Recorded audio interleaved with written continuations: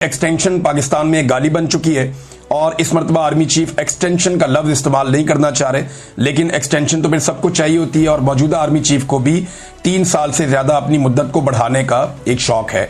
इसके बारे में जो है अब वो दबे लफ्जों में पहले बात होती थी, अब खुलकर बात हो रही है। कैप्टन सफदर ने भी हुकूमती लोगों ने कहना शुरू कर दिया है और मुख्तलिफ जो सहाफ़ी हैं उनके जरियों से जो है खबरें फैलाई भी जा रही हैं।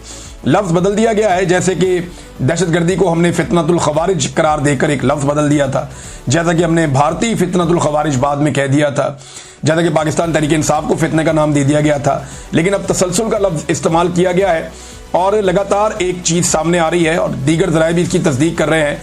राणा सनाउल्लाह साहब ने बड़ा सख्त स्टेटमेंट इमरान खान साहब के बारे में दिया है और वो भी फितना करार देते हैं, मरियम नवाज भी फितना करार देती हैं, जावेद लतीफ़ साहब भी फितना करार देते हैं, इंजीनियर मोहम्मद अली मिर्ज़ा भी इसका हिस्सा ले चुके हैं, इसमें फितना करार देते रहे हैं।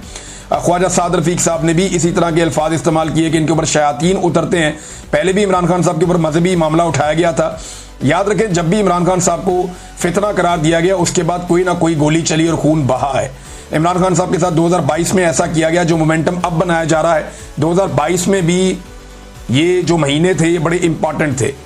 अगस्त और सितंबर के महीने में इमरान खान साहब को फितना कहना शुरू किया और अक्टूबर में इमरान खान साहब पे गोलियां चला दी गई। इसी तरह से अब ये चल रहा है आपका 2025, फिर आर्मी चीफ का एक्सटेंशन वाला साल है, वो भी एक्सटेंशन वाला साल था, ये भी आर्मी चीफ की तब्दीली एक्सटेंशन वाला साल है। इस साल भी उन्हीं महीनों में वही काम शुरू कर दिया गया है। आपको याद है गुज़िश्ता साल पाकिस्तान तहरीक इंसाफ को बार बार फितना कहा गया और फिर 26 नवंबर को खून बह गया था, लोगों पे गोलियां चला दी गई थी। तो जब भी ये लफ्ज फितना इस्तेमाल किया जाता है, खून की होली खेली जाती है। पहले भी इमरान खान साहब के ऊपर गोलियां चली हैं, उन्हें कत्ल करने की कोशिश की गई है और पहले मरियम नवाज ने तो अपने मुंह से कह दिया था कि ये फितना बहुत जल्द खत्म होने वाला है, इसको क्रश कर दिया जाएगा, इसको खत्म कर दिया जाएगा। और अब भी वो इसी तरह के अल्फाज बोल रही हैं, हत्ता के सैलाब के बीच में वो खड़ी थी, लेकिन वहां पे भी मरियम नवाज ने पॉलिटिकल पार्टी का नाम लिए बगैर बड़े फैसले का इशारा दिया। राणा सनाउल्लाह ने भी यही बात की, बाकी लोग भी यही बात कह रहे हैं। मोहम्मद मालिक ने भी अपने टीवी प्रोग्राम में इस चीज पे कहा कि कल राणा सनाउल्लाह ने कहा कि इमरान खान 14 साल कैद पूरी करेंगे और इनका जत्था भी सियासत से बाहर होगा।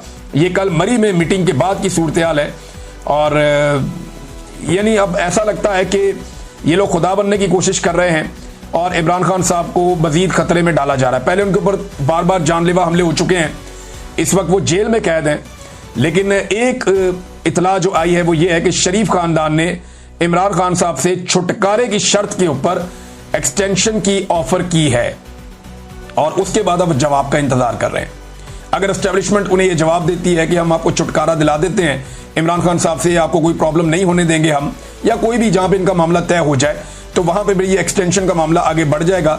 अब इस हुकूमत को एक्सटेंशन के बदले में सिर्फ इमरान खान साहब से बचना है और एस्टेब्लिशमेंट भी ये बात समझती है कि अगर उन्होंने इमरान खान साहब से बचना है तो, या मैं एस्टेब्लिशमेंट जब बोल रहा हूं तो ऊपर के 2-3 लोग हैं जिनकी नौकरियों का मसला है, तो उन्हें भी ये लगता है कि इमरान खान साहब से बचने के लिए उनका एक्सटेंशन लेना और इक्तदार के अंदर रहना जो है वो इस वक्त जरूरी है। तो DGISPR भी फितने का लफ्ज इस्तेमाल करते रहे, बाकी सारे लोग भी करते रहे, सूरत हाल उसी तरफ जा रही है। और अब बहुत सारे और लोग भी ये बता रहे हैं, मुझे कुछ और सोर्सेज ने भी बताया, जब मैंने अपनी पिछली खबर शेयर की तो उन्होंने कहा जी बात आपकी बिल्कुल ठीक है, ये बातें अब चल रही हैं और इस्लामाबाद में, रावलपिंडी में ये बात गश्त सुनाई दे रही है कि एक्सटेंशन के बदले में PMLN ये चाहती है कि इमरान खान साहब का बंदोबस्त किया जाए। अब इसका मतलब क्या है ये आपको आने वाले दिनों में और क्लियर हो जाएगा, ये पाकिस्तान तहरीक इंसाफ जो है वो ज्यादा बेहतर बता सकती है। नाज़रीन, पंजाब में एक अजीबोगरीब नोटिफिकेशन निकाल दिया गया, यानी इनके बहुत अजीबोगरीब काम होते हैं। ये नोटिफिकेशन मैं आपको दिखाता हूं और यानी इस मुआशरे को ये तबकात के अंदर बांट रहे हैं और लोगों को अलग कर रहे हैं और ताकतवर लोगों को अलग कर रहे हैं। नोटिफिकेशन क्या कहता है जरा ये आप देखें, ये ऑर्डर है जनाब और इसके ऊपर तारीख लिखी हुई है 28 अगस्त 2025 की, जब सैलाब आया हुआ पंजाब में।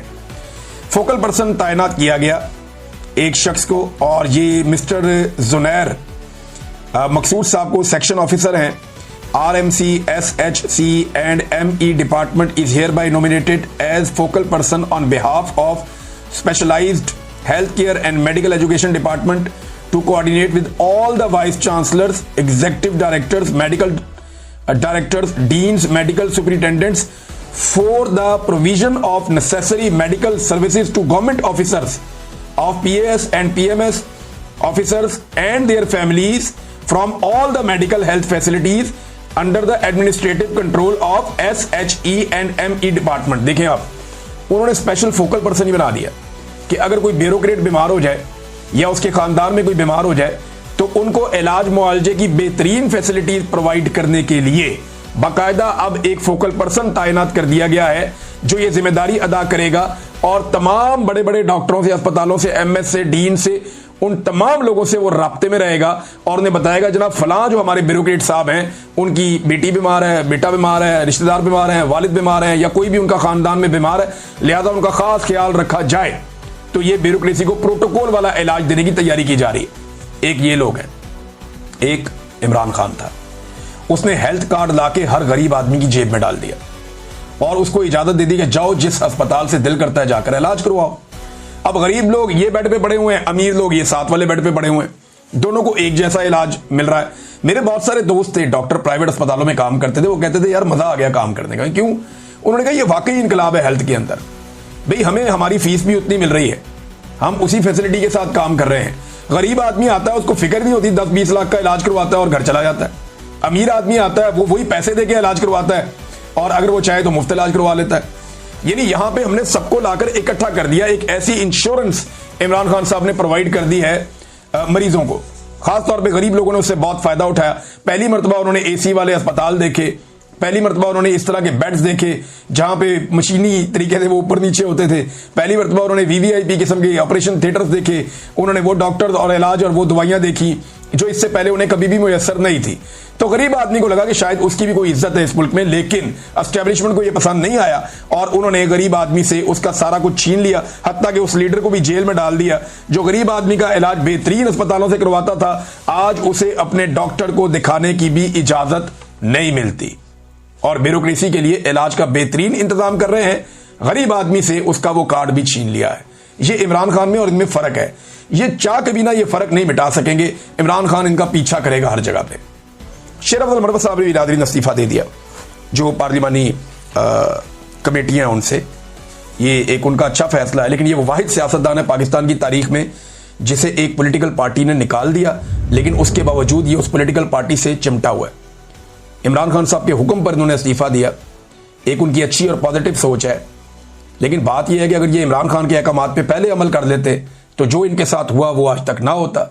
लेकिन मरवत साहब की अपनी मजबूरियां हैं, उनकी ब्रेकें लगती नहीं है और ना ब्रेकें लगने वाले उनकी ब्रेकें लगने देते हैं, यानी उनकी ब्रेकें फेल की हुई हैं जिन्होंने करनी थी।